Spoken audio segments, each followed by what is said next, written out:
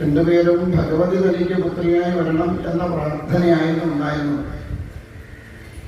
നമ്മളൊക്കെ ചെന്ന് പ്രാർത്ഥിക്കണത് ഏതെങ്കിലും ഒരെണ്ണത്തിനെ തരണേന അല്ലേ? നമുക്ക് ഭഗവതി പുത്രിയായിട്ടോ ഭഗവാൻ പുത്രനായിട്ടോ വരണം എന്നുള്ള പ്രാർത്ഥനയൊന്നും നമുക്കില്ല. തന്നെയല്ല, അവര് പുത്രനായിട്ടും പുത്രിയായിട്ടും വരണമെങ്കിൽ അതിന് തക്ക പുണ്യം ജീവിതത്തിൽ നമുക്ക് ഉണ്ടാവണം. നമുക്ക് തന്നെ അറിയാം അങ്ങനെ പ്രാർത്ഥിച്ചിട്ട് വലിയ കാര്യമൊന്നും ഇല്ല, അതുകൊണ്ട് തന്നെ വെറുതെ മെനക്കെടണ്ടല്ലോ എന്ന് വിചാരിച്ചിട്ടായിരിക്കും നമ്മൾ പ്രാർത്ഥിക്കാത്തത്. അപ്പോ മേനയും ഹിമവാനും പ്രാർത്ഥിച്ച സാക്ഷാൽ ഭഗവതി ഞങ്ങൾക്ക് പുത്രനായി വരണം, പുത്രിയായി വരണം എന്ന പ്രാർത്ഥനയായി. അതിനിടയ്ക്ക് ദേവന്മാർക്കൊരു വിഷയമുണ്ടായെന്ന് വെച്ചാൽ താരകാസുരൻ എന്നൊരു അസുരൻ തപം ചെയ്ത് വരം നേടിയിരുന്നു, എന്നെ മഹാദേവന്റെ പുത്രൻ മാത്രമേ വധിക്കാവൂ.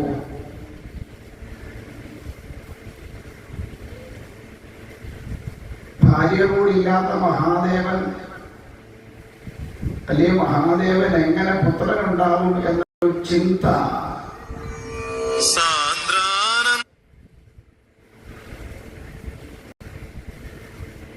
ആർക്കുണ്ടായി?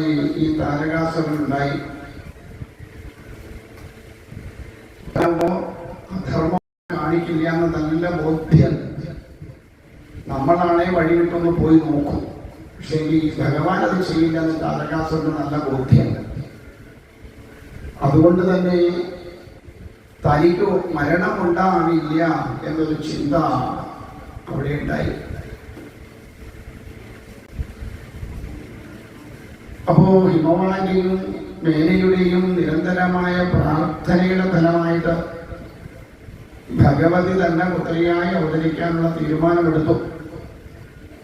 ഈ താരകാസുരന്റെ ശല്യം സഹിക്കവയ്യാതായപ്പോൾ ദേവന്മാരെല്ലാവരും കൂടി ഭഗവതിയെ പ്രാർത്ഥിച്ചു പറഞ്ഞു, മഹാമായി ഈ ലോകത്തിന്റെ രക്ഷക നീയാണ്, അതുകൊണ്ട് നീ വിചാരിക്കാതെ ഇതിനൊരു അറുതി വരുത്താനായിട്ട് കഴിയില്ല, അതുകൊണ്ട് നീ വേണ്ടതായ ഒരു തീരുമാനം ഉൾക്കൊള്ളണം, കൈക്കൊള്ളണം എന്ന പ്രാർത്ഥന പറഞ്ഞു. ഞാൻ ഹിമവാന്റെയും മേനയുടെയും പുത്രിയായിട്ട് ഇറക്കും, ഇതിനൊക്കെ പരിഹാരമാകും എന്ന ഒരു വാഗ്ദാനം ദേവന്മാർക്ക് കൊടുത്തിരുന്നു.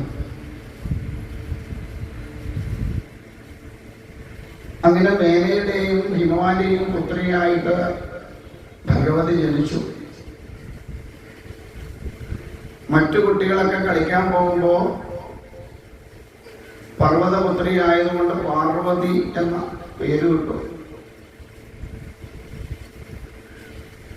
മറ്റു കുട്ടികൾ കളിക്കാൻ പോകുമ്പോ പാർവതിയോടെ മാറിയെന്ന് ധ്യാനിക്കും.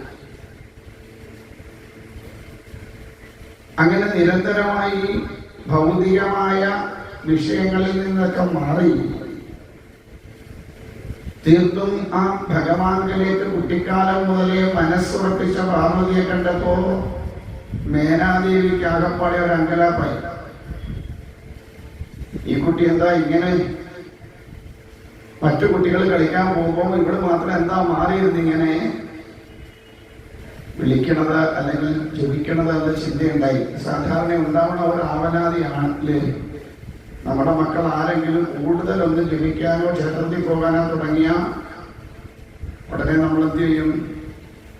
അവരെ പരമാവധി അതിൽ നിന്ന് പിന്തിരിപ്പിക്കാൻ നോക്കും. ഭക്തനായി പോയ സന്യാസിയായെങ്കിലോ എന്നൊക്കെ ഒരു ധാരണ നമുക്കുണ്ട്. അങ്ങനെ എല്ലാവർക്കും ഒന്നും ആവാൻ പറ്റുന്നതല്ല ഈ സന്യാസി. സന്യാസി വേണേ ആവാം, പക്ഷെ സന്യാസി ആവണമെങ്കിൽ കുറച്ച് പാടാം. അത് പൂർവജന്മാർജിതമായിരിക്കുന്ന സുഹൃത്തം കൊണ്ടൊക്കെ കിട്ടുന്ന ഒരു മഹത്തരമായ സ്ഥാനമാണ് ഈ സന്യാസി എന്നത്. ഇനി അഥവാ നമ്മുടെ പിള്ളേരുടെ ജാതകത്തിലെങ്ങാനും 30ാമത്തെ വയസ്സിൽ ഇവൻ സന്യാസിയാകുമെന്ന് കണ്ടാൽ നമ്മൾ 20ാമത്തെ വയസ്സിൽ തന്നെ അവനെ പിടിച്ച് എന്ത് ചെയ്യും? കെട്ടിക്കും. കാരണം സന്യാസിയാവാനുള്ള എൻ്റെ കുഞ്ഞിനെ ഞാൻ വിടില്ല എന്ന്. അങ്ങനെ എല്ലാ മാതാപിതാക്കന്മാർക്കും കിട്ടുന്ന ഒരു സൗഭാഗ്യമല്ല ഒരു മകനെ ലോക നന്മയ്ക്ക് വേണ്ടി സന്യാസത്തിലേക്ക് കൊടുക്കാൻ കഴിയുക എന്നത്. അത്ര എല്ലാവർക്കും കിട്ടുന്ന ഒരു സൗഭാഗ്യമല്ല. അങ്ങനെ ആർക്കെങ്കിലും കിട്ടുന്നുണ്ടെങ്കിൽ അത് അവരുടെ പൂർവജന്മാർജിതമായ സുകൃതത്തിൽ തപത്തിന്റെ ഫലം കൊണ്ട് കിട്ടണതാണ് ഒരു മകനെ ലോക നന്മയ്ക്ക് വേണ്ടി സന്യാസിയായിട്ട് വിടാൻ കഴിയുന്നു എങ്കിൽ. വേഷം മാത്രമല്ല സന്യാസത്തിന്റെ ഘട്ടം, അതുകൊണ്ട് ഞാൻ എടുത്ത് പറയണമല്ലോ. വേഷം കൊണ്ട് സന്യാസിയായില്ല, മനസ്സുകൊണ്ട് സന്യാസിയാവണം. അപ്പൊ എന്തായാലും അങ്ങനെ ഹിമവാനോട് പറഞ്ഞു, ഇതാ മകൾ ഇങ്ങനെ മാറിയിരുന്ന എപ്പോഴും ജമ്മുവൊക്കെയാണ്, എന്താ അവസ്ഥ എന്ന് മനസ്സിലാവണില്ല. അപ്പൊ ഇടയ്ക്കിടയ്ക്ക് നാരദമുനിയൊക്കെ അവിടെ വരും. അവർക്ക് കണ്ടപ്പോ സന്തോഷമായി. എന്താ പരമേശ്വരനെ എന്റെ പരിധിക്ക് കൊണ്ടുവരാൻ കഴിയുന്ന ഒരാൾ എന്തായാലും ജനിച്ചല്ലോ, അത് തന്നെ സന്തോഷം. കാരണം അങ്ങനെ ആർക്കും അധീനപ്പെടുന്നവനല്ല ഭഗവാൻ.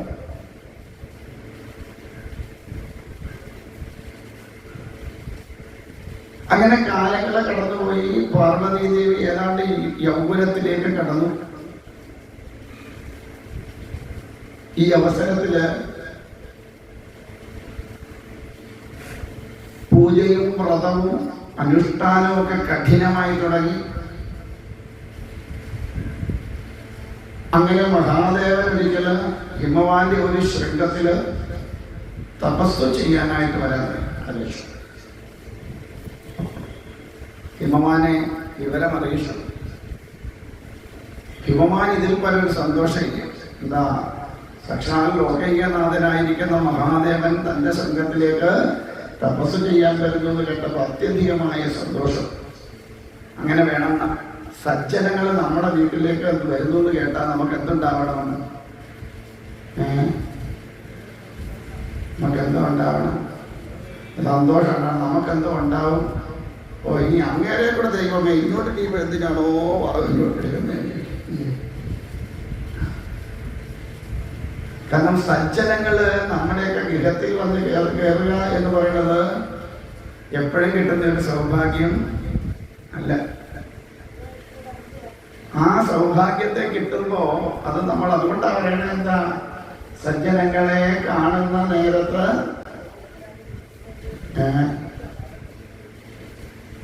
സജ്ജനങ്ങളെ കാണുന്ന നേരത്ത് എന്താ വേണമെന്നാ? ഓ, എന്താ വേണേലും ലജ്ജ കൂടാതെ വീണു നമിക്കണം എന്ന് പറയും. കാരണം എന്താ, ഈ സജ്ജനങ്ങളെ അങ്ങനെ കണ്ടെത്തുക അത്ര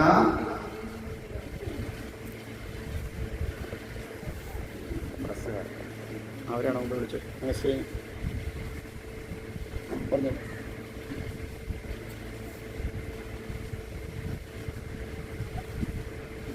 ആ,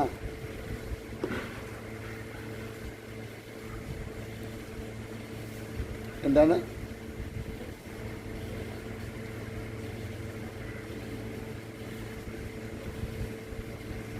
വേദാന്തത്താല.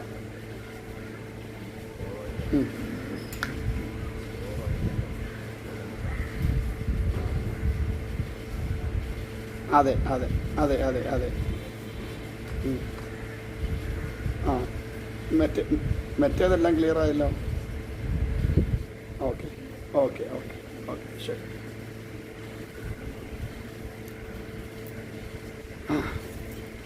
അപ്പോ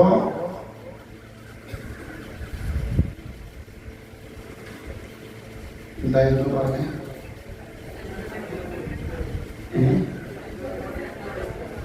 സജ്ജനങ്ങള് ദർശനം കിട്ടുക വളരെ ദുർലഭമായിട്ട് കിട്ടുന്ന ഒന്നാണ്. സജ്ജന സംസർഗം അല്ലെങ്കിൽ സജ്ജനങ്ങളുമായ ഗൃഹത്തിൽ വരിക എന്നൊക്കെ പറയുന്നത് എപ്പോഴൊന്നും കിട്ടുന്ന സൗഭാഗ്യങ്ങളല്ല.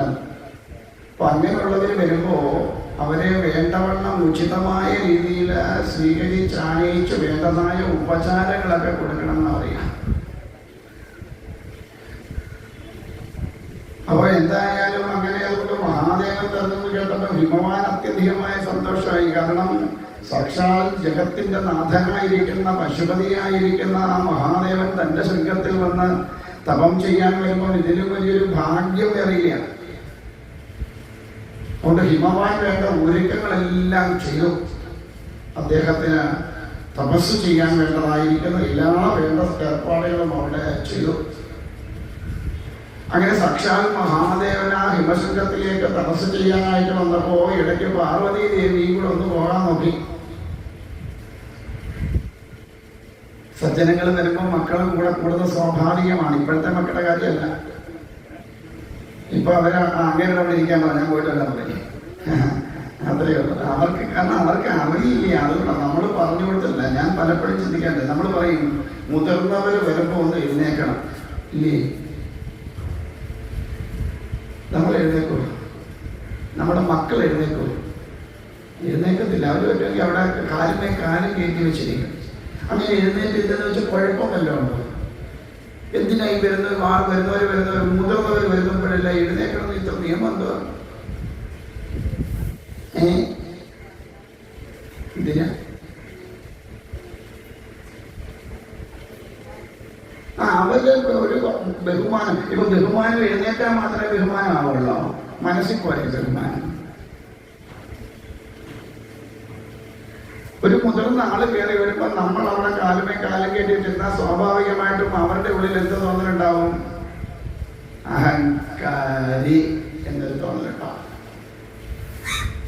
ആ ചിന്ത ചിലപ്പോൾ നമുക്കത് ദോഷമായിട്ട് ബാധിക്കാം. എഴുന്നേറ്റല്ലോ, നല്ല കുട്ടി, ഒക്കെ സംസാരം, അവനാ സംസ്കാരമുണ്ട്. ഇനി മുതിർന്നവരും മാത്രം വരുമ്പോഴാണോ? ഗുരുക്കന്മാര് ഇവിടെ രാവിലെ ചിലപ്പോൾ ഞാൻ ഇങ്ങോട്ട് കയറി വരുമ്പോൾ താഴെ കൂടിക്കൊണ്ടിരിക്കുകയാണ്, ചാടി എഴുന്നേക്കുന്ന ഞാൻ പറയാൻ എഴുതാൻ മതി. കാരണം ഒന്നാമതേ ഇരിക്കാൻ വയ്യ. ഇരുന്നാൽ പിന്നെ എഴുന്നേക്കാൻ വയ്യാത്തതൊക്കെ എന്നെ കാണാൻ ചാടി എഴുന്നേറ്റുള്ള അവസ്ഥ എന്താ ആലോചിച്ച് നോക്കി. അപ്പൊ ഞാൻ പറയാം അവിടെ ഇരുന്നോളാൻ പറയും. എന്താ കാരണം? ആ ഇരിക്കുന്ന പീഠത്തിന്റെ മഹത്വമാണ്. എന്റെ വീട്ടിക്കല്ല, ഈ ഇരിക്കുന്ന പീഠത്തിന്റെ മഹത്വം കൊണ്ടാണ്. അല്ല തൃക്കൊടുത്താനും വലിയ പുള്ളിയാണ്. തൃക്കൊടുത്താനും ഒരു പുള്ളിയല്ല. ആ ഇരിക്കുന്ന പീഠത്തിന്റെ മഹത്വം അതുകൊണ്ടാണ് നിങ്ങളൊക്കെ ആദരിക്കുന്നത്. ഇനി ഇവിടുന്നെല്ലാം പോയി കഴിഞ്ഞ ഒരു ദിവസം ഇവിടെ വഴി വെച്ച കണ്ടാൽ നിങ്ങൾ ഇപ്പൊ തരുന്ന ആദരവ് തരുമോ? തരത്തില്ല. ഇങ്ങനെ ആ വഴി ഓടുന്നു പറയും. ചിലപ്പോ വശത്തോട്ടേ പോകണ്ടെന്ന് പറയും. അത്രയേ ഉള്ളൂ.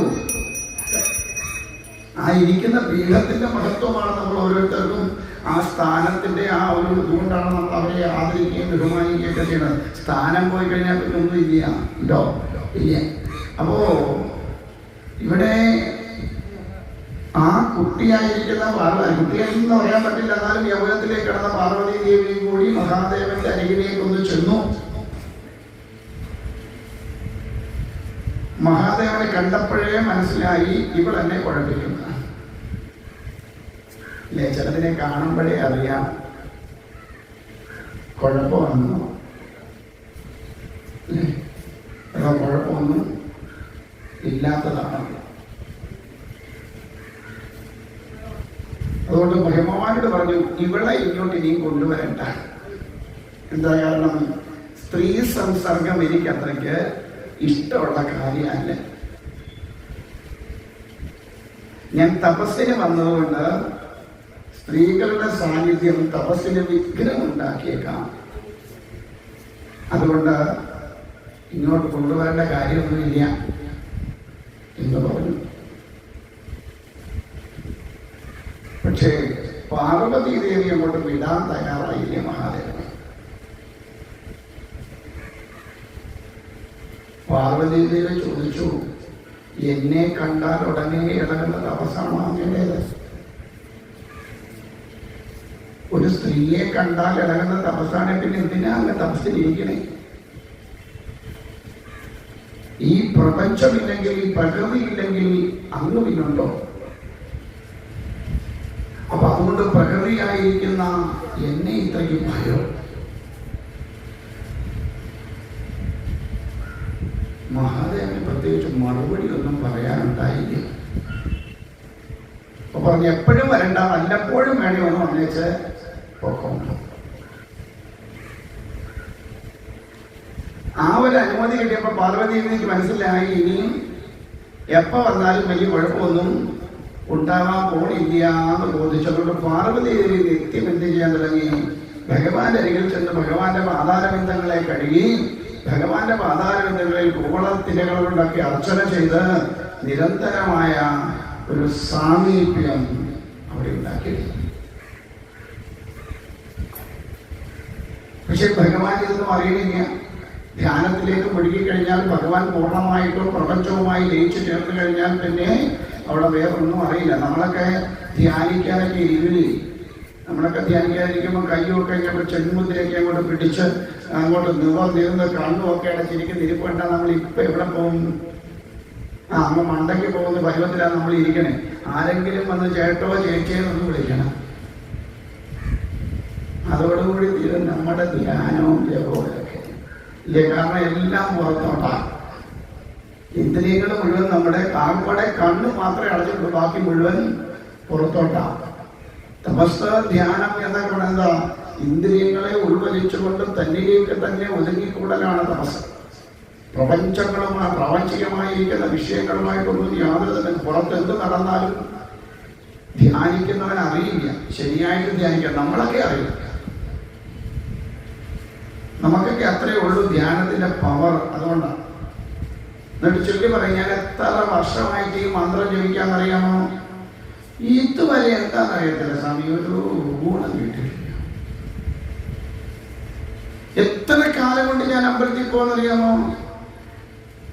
ഒരു ഇതുമില്ല സ്വാമി. എന്താ ഇപ്പോഴും ദുരിതം അങ്ങോട്ട് മാറണില്ല. എന്താ ദുരിതം മാറാത്ത? അമ്പലത്തിൽ പോണേ അതുപോലെ. അതുകൊണ്ട് അവിടെ ചെന്ന് കാണിക്കണത് അതുപോലെ. അതുകൊണ്ടാണ് നമ്മൾ എത്ര പേര് അമ്പലത്തിനകത്ത് കയറിയാൽ സംസാരിക്കാതെ നിൽക്കും. ഇത്രയും ദിവസം വരാത്ത ഒരാളെ ഇന്ന് അവിടെ തൊഴാൻ കണ്ടാൽ നമ്മളെ ചെന്ന് ആദ്യം എന്താ ചെയ്യുക? അവര് മനസ്സറിഞ്ഞ് ജീവിച്ചുകൊണ്ടിരിക്കുക, അല്ലെ പ്രാർത്ഥിച്ചുകൊണ്ടിരിക്കുക. അന്നേരം നമ്മൾ ചെന്നപ്പോൾ ഓളത്തെടുത്ത് വന്നു കൊടുക്കുന്നു.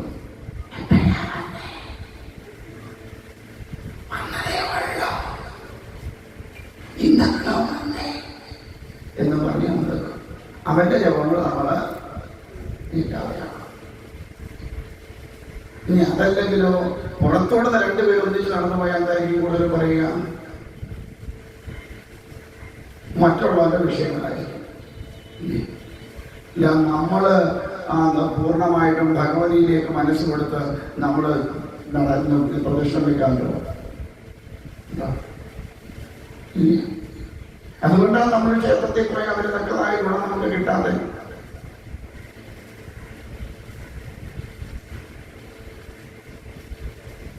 നമ്മൾ വരുന്നത് എന്തിനാന്നുള്ള ബോധം നമുക്കില്ല.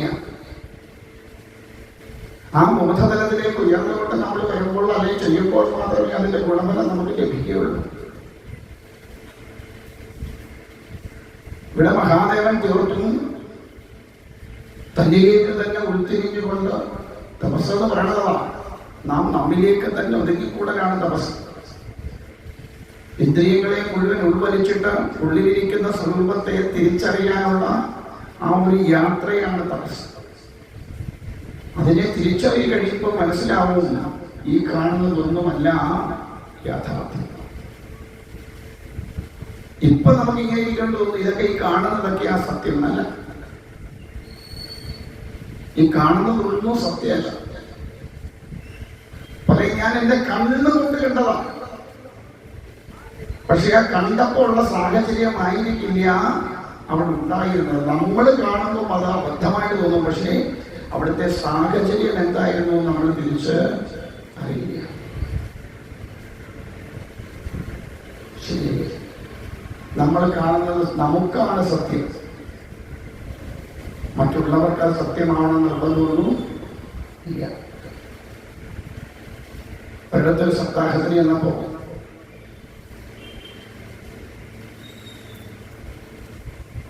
പെൺകുട്ടി എന്ന് വേണമെങ്കിൽ പറയാം, 32-33 വയസ്സുണ്ട്.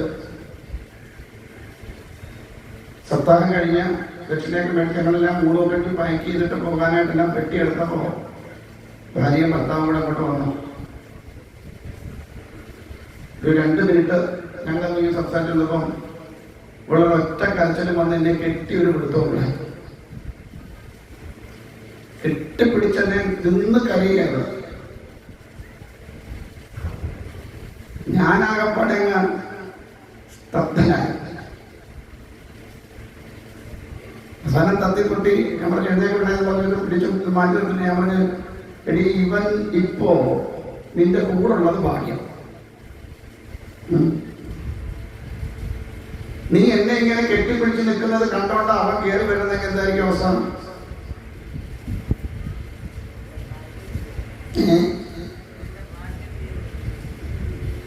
അവനെ സംബന്ധിച്ച് അവനറിയാം ഞാൻ എന്താന്ന് അവനറിയാം, അവന്റെ ഭാര്യ എന്താണെന്നും അവനറിയാം. നീ അവൻ അങ്ങനെ കണ്ടോണ്ട് കയറി വന്നാലും അതുകൊണ്ട് അവന്റെ കുടുംബജീവിതത്തിൽ ഒരു കുഴപ്പം ഉണ്ടാവില്ല എന്ന് എനിക്ക് നല്ല ബുദ്ധിയുണ്ട്.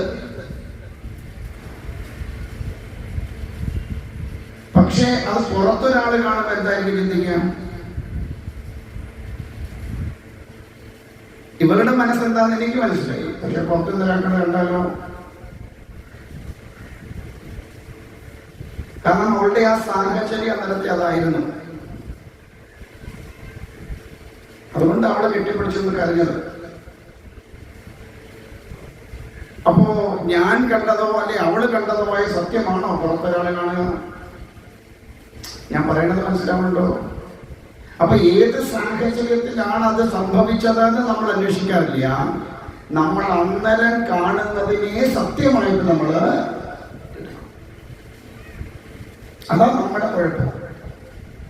നമ്മൾ കണ്ടതിനെ പാടി നടക്കുന്നവരാണ്, യാഥാർത്ഥ്യത്തെ തിരിച്ചറിയാതെ.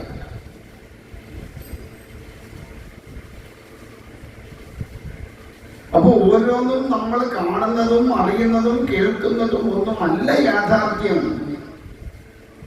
അതിന്റെ നിജസ്ഥിതി മറ്റെന്തെങ്കിലും ആവുമെന്ന് ചിന്തിക്കാൻ നമുക്ക് കഴിയാറില്ല.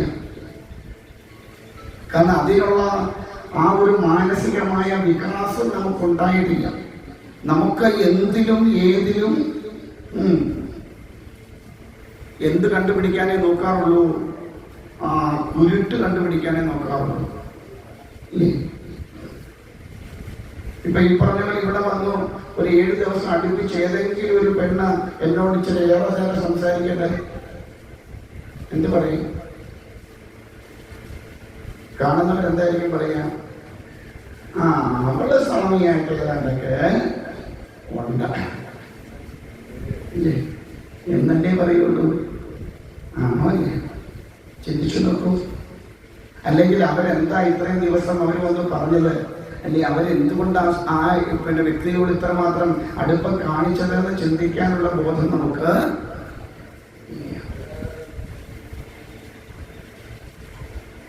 കൊണ്ട് പരിപൂർണമായിട്ടും തന്നിലേക്ക് ഉൾവലിയിൽ നിൽക്കുന്ന ഭഗവാനെ നിരന്തരമായി ഒന്ന് പ്രാർത്ഥിക്കുന്ന അല്ലെങ്കിൽ പൂജിക്കുന്ന പാർവതി ദേവി, ആ ഭഗവതി അങ്ങനെ ഇടയ്ക്കിടയ്ക്ക് വന്നു പോണത് ദേവേന്ദ്രൻ അറിഞ്ഞു. കാരണം ഈ ലോകത്തിന്റെ നന്മയ്ക്ക് വേണ്ടി താരകാസുരനെ നിഗ്രഹിക്കണമെങ്കിൽ പാർവതി ദേവിയെ ആര് വിവാഹം കഴിക്കണം? സാക്ഷാൽ മഹാദേവൻ തന്നെ സ്വീകരിച്ചേ മതിയാവത്. പണ്ടേ നാരദമുനി എന്ന് പറഞ്ഞിട്ടുണ്ട്. ആരുടെ? ഹിമവാനോട്. പാർവതിയെ കൊടുക്കണമെങ്കിൽ ആർക്ക് കൊടുക്കണം?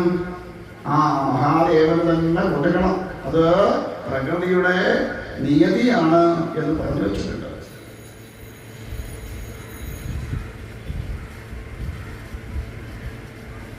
എപ്പോഴെങ്കിലും ഭഗവാനെന്ന് ഉണർന്ന് ഈ പാർവതി ദേവിയെ മനസ്സുകൊണ്ടൊന്ന് നോക്കിയാൽ മതി, രക്ഷപ്പെടും. പക്ഷെ നോക്കണ്ടേ? കാലങ്ങൾ കടന്നു പോകാൻ തുടങ്ങി പാർവതി ദേവിയുടെ ഈ പ്രാർത്ഥനയും പൂജയും ഭജനയൊക്കെ. പക്ഷേ മഹാദേവൻ തന്റെ ധ്യാനത്തിൽ നിന്ന് ഉണരുകയോ പാർവതി ദേവി ഒന്ന് നോക്കുകയോ ചെയ്യണില്ല.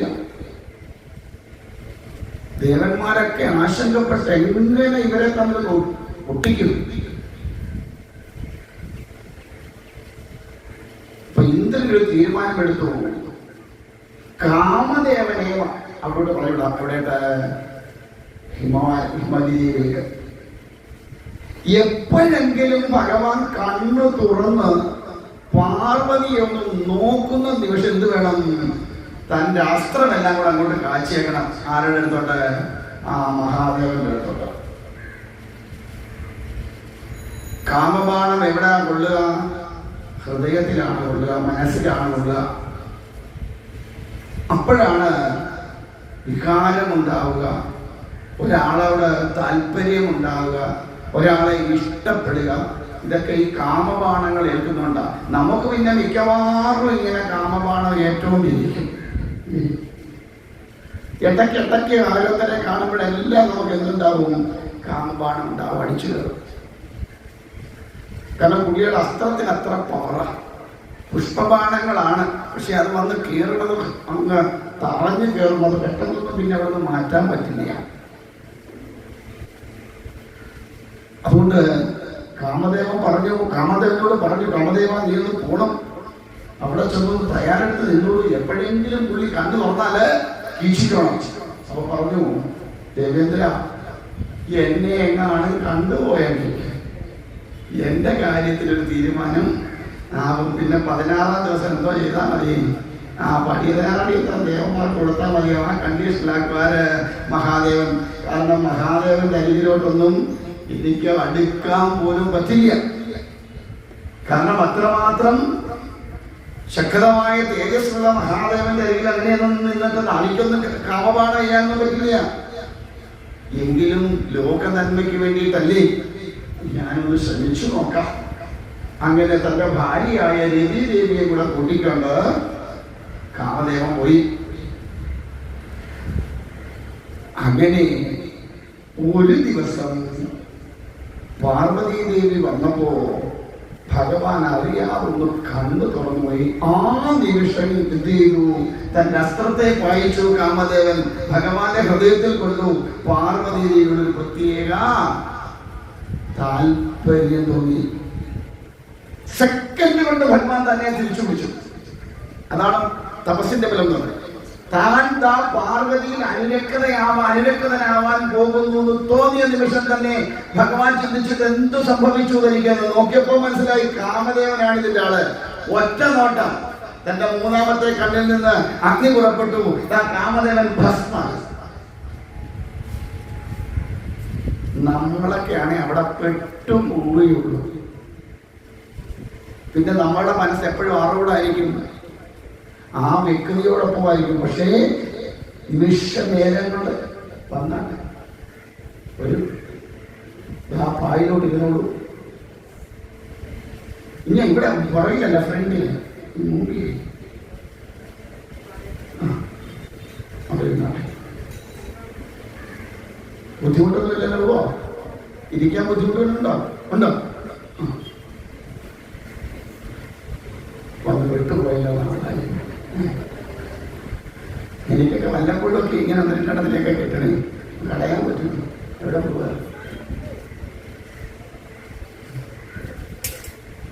ഞാൻ അവിടെ വിചാരിച്ചു എന്നെയും വിളിച്ച് അവിടെ കാണാൻ വിളിക്കാതെ നേരത്തെ മുങ്ങിയാണ്. അപ്പോ നിമിഷ നേരം കൊണ്ട് ഭഗവാൻ തന്റെ മനസ്സിനെ, തന്റെ ഇന്ദ്രിയങ്ങളെ നിയന്ത്രിച്ചു. നേരെ കാമദേവനെ അഗ്നിക്കിരയാക്കി. രതിദേവി ആകപ്പാടെ സങ്കടപ്പെട്ടു. എന്താണ്? തന്റെ ഭർത്താവ് ദേവൻ ഭസ്മായി. എന്താ ചെയ്യാ?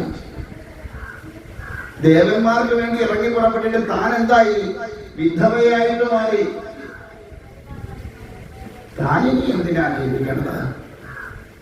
വേഗം മഹാദേവന്റെ കാൽക്കലേക്ക് വേണ്ടി ചോദിച്ചു, ഭഗവാനെ,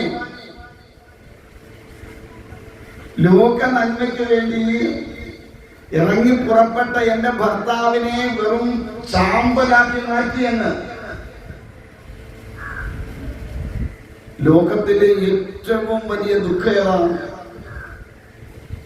ഒരു സ്ത്രീയെ സംബന്ധിച്ച് ആ വൈധവ്യ ദുഃഖമാണ്. ഇപ്പൊ അതൊന്നും വലിയ ദുഃഖമല്ല. 6 മാസം കഴിയുമ്പോൾ താളിനെ നമ്മളെ കണ്ടെത്തും. അവൻ പോയ കോട്ടം പറയും. എന്നവൻ പറയാറുണ്ട്, ഈ ഭാര്യമാരാണെങ്കിൽ വലിയ പ്രായമൊന്നും ആയിട്ടില്ല, ഒരു 10-40 വയസ്സൊക്കെ ഉള്ളെങ്കിൽ ഭർത്താവ് പോയി കഴിഞ്ഞാൽ 1 വർഷം വരെയൊക്കെ കടിച്ചു പിടിച്ചങ്ങ് നിൽക്കും. എങ്ങനെ? എല്ലാവരുടെയും കാര്യം അല്ല കേട്ടോ, അങ്ങനെ തെറ്റിദ്ധരിക്കരുത്. ചിലരുടെ കാര്യം വേണേ. അത് കഴിയുമ്പോൾ ചോദിക്കും, എനിക്ക് ജീവിക്കണ്ടേ? അടുത്ത ആളിനെ കണ്ടെത്തി അവൾ ജീവിതം തുടങ്ങും. പുരുഷന്മാരാണെങ്കിൽ എന്ത് ചെയ്യും? അവർക്ക് അത്രയും പോലും നിൽക്കാൻ നേരമൊന്നുമില്ല. അവരാണ് സഞ്ചയത്തിന് പത്രത്തിലൊരു ഇത് കൊടുക്കും. എന്ത്? എൻ്റെ പ്രിയപ്പെട്ട ഭാര്യ ഗോമതി 38 വയസ്സ് പെട്ടെന്നുണ്ടായ അസുഖം മൂലം നിര്യാതയായ വിവരം വ്യസന സമേതം പ്രായക്കടി സന്തോഷമുണ്ടെങ്കിലും അറിയിക്കും. ബന്ധുമിത്രാദികൾ അറിയിപ്പായി സ്വീകരിക്കണമെന്ന അപേക്ഷ സഞ്ചയനം തിങ്കളാഴ്ച രാവിലെ ഗൃഹത്തിൽ വെച്ച് രാവിലെ 9 മണിക്ക് എന്ന് ഗോപാലൻ 42 വയസ്സ്, മൂല നക്ഷത്രം, മൊബൈൽ നമ്പർ സ്വയാസ്തി.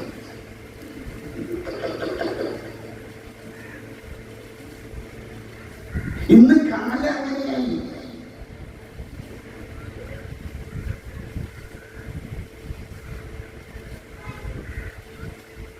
പണ്ട് കാലത്ത് അങ്ങനെ ആയിരുന്നില്ല. ഭർത്താവ് മരിച്ചാൽ പിന്നെ മക്കളെയൊക്കെ നോക്കി നീ ശരിയല്ലേ,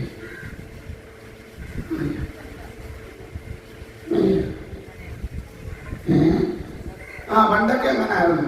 ഇപ്പൊ അങ്ങനൊന്നുമില്ല. ഇപ്പൊ പിന്നെ ഇനിയിപ്പോ വൈധവ്യത്തിന്റെ പ്രശ്നവും വരുന്നില്ല. എന്താ കാരണം?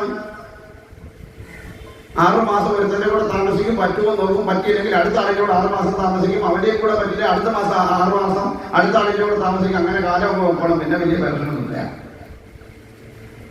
ഇപ്പൊ ലിവിങ് ടുഗദർ ആണല്ലോ എല്ലാം. പിന്നെ എന്തായാലും നിയമമുണ്ട്. ആർക്ക് വേണേലും, ആരോടെ വേണേലും, എപ്പോ വേണേലും 2 പേർക്ക് സമ്മതമാണെങ്കിൽ താമസിക്കാൻ ആർക്കും തടയാൻ പറ്റില്ല. ഇനിയിപ്പോ ഇതിൽ കൂടുതലൊരു സൗഭാഗ്യം വേറെ എന്താ വേണ്ടേ? നമുക്കൊക്കെ ഇത് കിട്ടാൻ നമ്മൾ നോക്കിയിരിക്കുകയായിരുന്നു.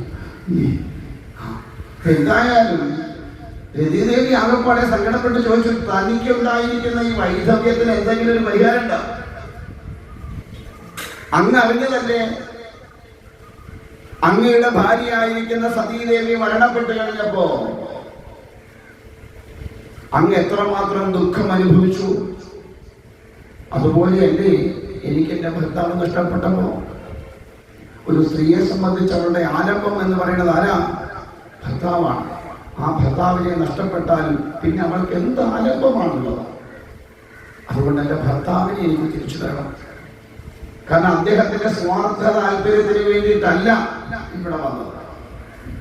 അതുകൊണ്ട് എന്റെ ഭർത്താവിനെ എനിക്ക് തിരിച്ചു തരണം. ഭഗവാൻ പറഞ്ഞു, ഇപ്പോ സാധ്യമല്ല. എന്താ കാരണം? ഇനി ഒരു കാലം വരും. ദ്വാപര യുഗത്തില് ശ്രീകൃഷ്ണ ഭഗവാന്റെ പുത്രനായിട്ട് നിന്റെ ഭർത്താവ് കാമദേവൻ അന്ന് നിനക്ക് അവനെ സ്വീകരിച്ച് അവനോടൊപ്പം ജീവിക്കാം. ആ കാമദേവന്റെ പുനർജന്മമാണ് ആര്?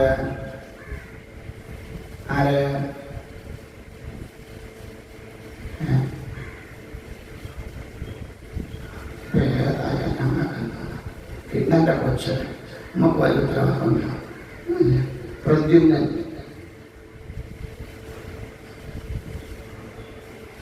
പ്രദ്യുമ്നെയാണ് ശമ്പരൻ അടിച്ചുകൊണ്ട് പോയിട്ട് ആര് വളർത്തുന്നത്? രതിദേവി വളർത്തിയെടുക്കുന്നത്. അപ്പൊ എന്തായാലും അങ്ങനെ അനുഗ്രഹം കൊടുത്തു.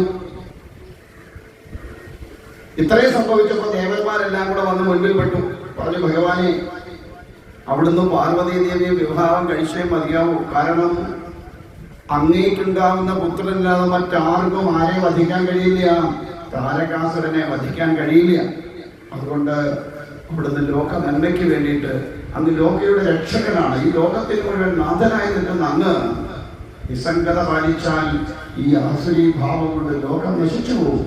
അതുകൊണ്ട് അവിടുന്ന് അതിന് വേണ്ടതായിരിക്കുന്ന ഒരു മനസ്സ് കാണിച്ചേ മതിയാവൂ എന്ന് ദേവന്മാരെല്ലാം കൂടി പ്രാർത്ഥിച്ചു. പ്രാർത്ഥനയൊക്കെ കേട്ടപ്പോൾ ഭഗവാനും വിചാരിച്ചു, ശരി, എല്ലാ പാർവതിയെ വിവാഹം കഴിച്ചു. വേഗം തന്നെ ബ്രഹ്മാവിനെ ഹിമവാന്റെ അരികിലേക്ക് പറഞ്ഞു വിട്ടു. പാർവതി ദേവിയെ വിവാഹം കഴിക്കാൻ തനിക്ക് താല്പര്യമുണ്ട്, അതിന് വേണ്ടതായ നടപടികൾ സ്വീകരിച്ചോളൂ. ഹിമവാന് കേട്ടപ്പോൾ സന്തോഷമായി. പക്ഷെ മേനാദേവിക്ക് അത്രയ്ക്ക് അങ്ങോട്ട് സന്തോഷം തോന്നിയില്ല. എന്താ കാരണം? ഇങ്ങനെ തപസ്സിന് വന്നപ്പോഴേ കണ്ടതാ. കുളിക്കത്തോ ഇല്ല, നനയ്ക്കത്തോ ഇല്ല, എല്ലാം കൂടെ വാരി കെട്ടി ജടയായിട്ട് അവിടെ വെച്ചിട്ട് പിന്നെ കഴുത്തേക്ക് പാമ്പും കയ്യിലൊരു ശൂലവും ദേഹം മുഴുവൻ രുദ്രാക്ഷവും പിന്നെ അതിൻ്റെ കൂടെ വേണ്ട ആടൊക്കെ നടാന്ന് പറഞ്ഞിരിക്കുന്ന ഇരിക്കും പോലെ എൻ്റെ കൊച്ചിനെ കെട്ടിച്ചു വിട്ടാൽ അവളൊക്കെ എങ്ങനെ സന്തോഷം ഉണ്ടാവും. അതുകൊണ്ട് മേനാദേവി അത്ര വലിയ സന്തോഷം തോന്നിയില്ല.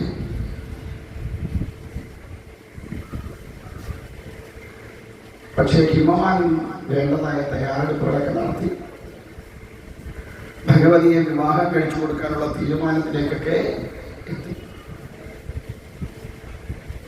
വേണ്ടതായ ഒരുക്കങ്ങളൊക്കെ ചെയ്തു. അപ്പോ ഭഗവാന് ശിവഭൂതഗണങ്ങളുമായിട്ട് ആ വിവാഹത്തിൽ പങ്കെടുക്കാനെത്തി. ദേവന്മാരെല്ലാവരും പങ്കെടുത്തു. എല്ലാവരും ചേർന്ന് വളരെ ആഘോഷപൂർവ്വം ഭഗവതിയുടെയും ഭഗവാന്റെയും കൂടെ വിവാഹം നടത്തി കൊടുത്തു. അങ്ങനെ അതിൽ നിന്നുണ്ടായ പുത്രൻ ആണ് ആരെ നിഗ്രഹിക്കുന്നത്? താരകാസുരനെ നിഗ്രഹിക്കുന്നത്. ഏത് പുത്രനാണ്?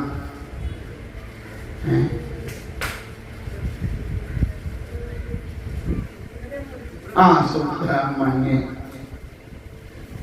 അങ്ങനെ താരകാസുരന്റെ ശല്യം തീർന്നു. ഭഗവാനും ശക്തിയായിരിക്കുന്ന പാർവതീ ദേവിയും കൂടി ഒന്നിച്ച് ലയിക്കുകയും ചെയ്തു.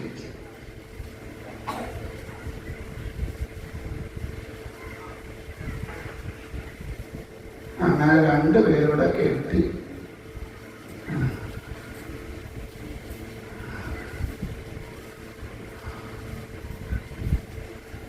നമ്മളും കെട്ടി. പക്ഷെ അവരുടെ ജീവിതവും നമ്മുടെ ജീവിതവും കൂടെ ഒന്ന് താരതമ്യം ചെയ്ത് നോക്കി.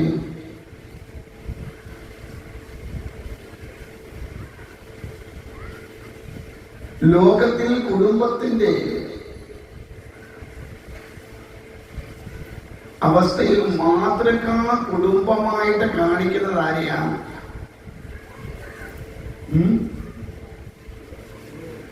ശിവകുടുംബം. എന്താ ഈ നാരായണനെ ലക്ഷ്മിയൊന്നും അതിനകത്ത് പെടുത്തിയില്ലല്ലോ? എന്താ ശിവനെ ആ കുടുംബത്തിന്റെ മാതൃകയാക്കാൻ പറയാൻ കാര്യം?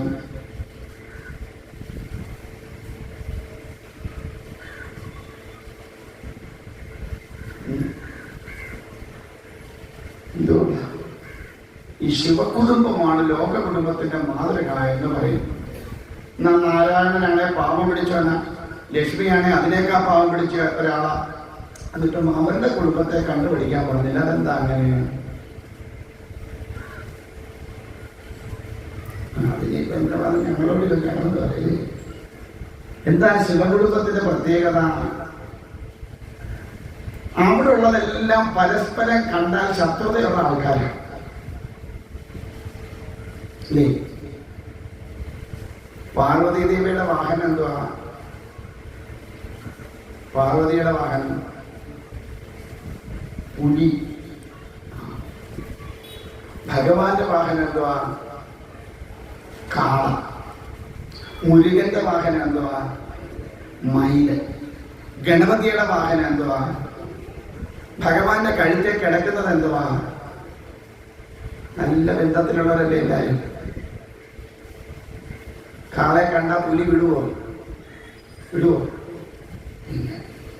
പാമ്പിനെ കണ്ട മയിൽ വിടുവോ? ഇല്ല. എലിയെ കണ്ട പാമ്പ് വിടുവോ? ഇല്ല. ഈ വൈരുദ്ധ്യങ്ങൾ നിറഞ്ഞതാണ് ശിവകുടുംബം. പക്ഷേ അവരൊന്നിച്ച് ഭഗവാന്റെ അടുത്ത് നിൽക്കുമ്പോൾ ഇവർക്ക് യാതൊരുവിധ വിരോധമില്ല. ഉണ്ടോ? എല്ലാ വൈരുദ്ധ്യങ്ങളെയും ഏകതയിലേക്ക് ചേർത്ത് നിർത്തിക്കൊണ്ട് നിൽക്കുന്ന ഒരു കുടുംബമാണ് ഏത്? ശിവകുടുംബം. അതുകൊണ്ടാണ് ശിവകുടുംബത്തെ മാതൃകയാക്കാൻ പറയുന്നത്. എന്ന് വെച്ചാൽ എന്തെല്ലാം വൈരുദ്ധ്യങ്ങൾ പരസ്പരം ഉണ്ടെങ്കിലും അത് കുടുംബത്ത് വന്നു കഴിയുമ്പോ ഇതൊന്നും ഉണ്ട്. അതൊക്കെ പുറത്ത്. കുടുംബത്തിനകത്ത് കയറി കഴിഞ്ഞാൽ സർവ്വ വൈരുദ്ധ്യങ്ങളും പറഞ്ഞ് എങ്ങനെ ജീവിക്കണം?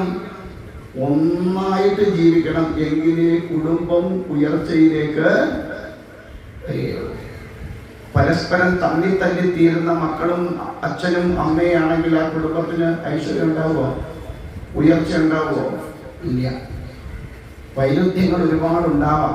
പക്ഷെ അത് മുഴുവൻ ഗൃഹത്തിന് പുറത്ത് വെച്ചിട്ടേ ഗൃഹത്തിനകത്തോട്ട് കയറാവും. ഈ വൈരുദ്ധ്യങ്ങളെല്ലാം ഒത്തുചേർന്നപ്പോൾ നിൽക്കുമ്പോൾ എന്തുണ്ട് അവിടെ? ശാന്തിയും സമാധാനം. പിടികിട്ടിയോ? അപ്പൊ ഇനി എന്താ ഇവരുടെ കല്യാണം? ഇങ്ങനെ പറഞ്ഞു, ശിവനും ശക്തിയും കൂടി ഒന്നകലാണ്. നമ്മുടെയൊക്കെ വിവാഹം അത് തന്നെ. എന്തിനു വേണ്ടി? പ്രപഞ്ചത്തിന്റെ നിലനിൽപ്പിന് വേണ്ടി സൃഷ്ടി നടക്കണം. അതിനു വേണ്ടിയിട്ടാണ്. അപ്പൊ അതുകൊണ്ട് ശിവനും ശക്തിയും ഒന്നു ചേർന്ന് നിൽക്കുമ്പോൾ മാത്രമേ പ്രകൃതിക്ക് നിലനിൽപ്പുള്ളൂ. മുങ്ങിയാലും വില്ലന്മാരും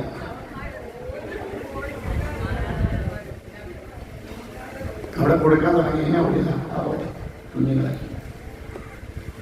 നമ്മളോട് നല്ലതായി പിള്ളേരുടെ കാര്യം.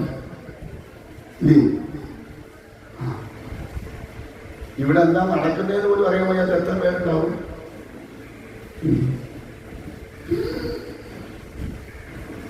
പിന്നെ അതിലെ പിന്നെ മതത്തിൽ വന്നിരുന്നല്ലോ, അത്രയെങ്കിലും വന്നിരുന്നല്ലോ അമ്മമാർ. എനിക്കതില്ല സന്തോഷം. ഇരിയടാന്ന് പറഞ്ഞപ്പോൾ അവിടെ ഇരുന്നല്ലോ, ഓടിയില്ലല്ലോ അവർക്ക്. അത്രയെങ്കിലും അനുസരണ കാണിച്ചത്. അപ്പോ ശിവനും ശക്തിയും വിഘടിച്ചു നിന്നാൽ പ്രപഞ്ചത്തിന് നിലനിൽപ്പുണ്ടാവില്ല. അതുകൊണ്ട് ശിവനും ശക്തിയും ഒന്നായി ചേർന്ന് നിന്നുകൊണ്ട് പ്രപഞ്ചത്തിന്റെ താളത്തെ വീണ്ടെടുക്കലാണ് എന്ത്? ശിവ അല്ലെങ്കിൽ പാർവതി പരിണയം. ആരാ പരിണയിച്ചേ? ശിവനാണോ പരിണയിച്ചത്? പാർവതിയാണോ പരിണയിച്ചത്? പാർവതിയാ പരിണയിച്ചത്. ഒരു പുരുഷനെ തെരഞ്ഞെടുക്കാനുള്ള അവകാശം ആർക്കുണ്ട്? സ്ത്രീക്കുണ്ട്. നിങ്ങളൊക്കെ എങ്ങനെ ആയിരുന്നു? കൊടുക്കടി തരാന്ന് പറഞ്ഞപ്പോ തലയങ്ങോട്ട് മുരിച്ചു കൊടുത്തു, അങ്ങേര് കെട്ടി കുടുക്കിട്ടു, നമ്മൾ വിട്ടു.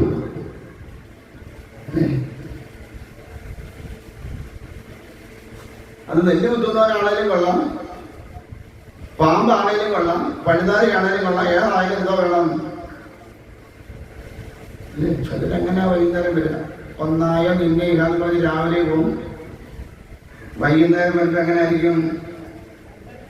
രണ്ട് മൂന്നായിട്ട് കണ്ടെത്തിഹ എന്ന് പറഞ്ഞ് റോഡിലും വീതി പോരാ അല്ലേ? മതിലെല്ലാം പൊളിച്ചോണ്ട് നമ്മള്. ഞാനതൊന്നും എതിരല്ല. ഞാനതിനൊന്നും എതിരല്ല. കാരണം രാവിലെ മുതൽ വൈകുന്ന വരെ കഷ്ടപ്പെട്ടിട്ട് തന്റെ ക്ഷീണം മാറാൻ വേണ്ടി അത് കഴിച്ചാലേ ക്ഷീണം മാറുമെന്ന് ചോദിച്ചാൽ അതിനൊന്നും ആണെന്ന് ഞാൻ പറയില്ല. പക്ഷെ അത് ആ ഒരു വ്യക്തിയുടേതായ സ്വാതന്ത്ര്യത്തിൽപ്പെട്ട ഒരു ശകലം കഴിച്ചിട്ട് വരുന്നതിൽ തെറ്റൊന്നും ഞാൻ പറയില്ല. ഞാൻ ഒരു കാര്യത്തിലേ എതിരുള്ളൂ. നിന്നെ ആശ്രയിച്ച് ജീവിക്കുന്ന ഒരു കുടുംബമുണ്ട് എന്നുള്ള ബോധം നിനക്ക് ഉണ്ടാവണം. 1000 രൂപയ്ക്ക് പണിയെടുക്കുമ്പോൾ 750 രൂപയ്ക്ക് നിന്റെ സുഖത്തിന് മറ്റേതും കഴിച്ചു ഇങ്ങോട്ട് വന്നിട്ട് 250 രൂപ ലോട്ടറി എടുത്ത് അല്ലെങ്കിൽ വേറെ എന്തെങ്കിലും കളയിച്ച് ഇവിടെ വരുമ്പോ അതിനോട് യോജിക്കാൻ എനിക്ക് പറ്റില്ല. നീ 1000 രൂപയ്ക്ക് പണിയെടുക്കുന്നുണ്ടെങ്കിൽ 250 രൂപ നീ എടുത്തോ. 750 രൂപയ്ക്ക് നീ നിന്നെ ആശ്രയിച്ച് നിൽക്കുന്ന കുടുംബാംഗങ്ങളെ സംരക്ഷിക്കുവാനുള്ള ഉത്തരവാദിത്വം നിനക്കുണ്ടെന്നുള്ള ബോധവും നിനക്കുണ്ടാവും. പണ്ടത്തെ അച്ഛൻ എന്നോട് പറഞ്ഞു, സ്വാമി എൻ്റെ ഭർത്താവ് ഭയങ്കര കുടിയനാണ്, എന്താ ചെയ്യുക? ചെന്തപ്പള്ളിക്ക് പണി കരിങ്കല്ല് പണിയാ സ്വാമി. വീട്ടിലേക്ക് വേണ്ടതൊക്കെ തരും. അതൊക്കെ ഉണ്ട്. നിങ്ങളെ എവിടെങ്കിലും കൊണ്ടുപോകാതിരിക്കുന്നുണ്ടോ? അതൊന്നുമില്ല, എവിടെ പറഞ്ഞാലും കൊണ്ടുപോകും. മക്കളുടെ കാര്യങ്ങൾക്ക് ബുദ്ധിമുട്ടുകളുണ്ടോ? ഒരു ബുദ്ധിമുട്ടുമില്ല സാർ.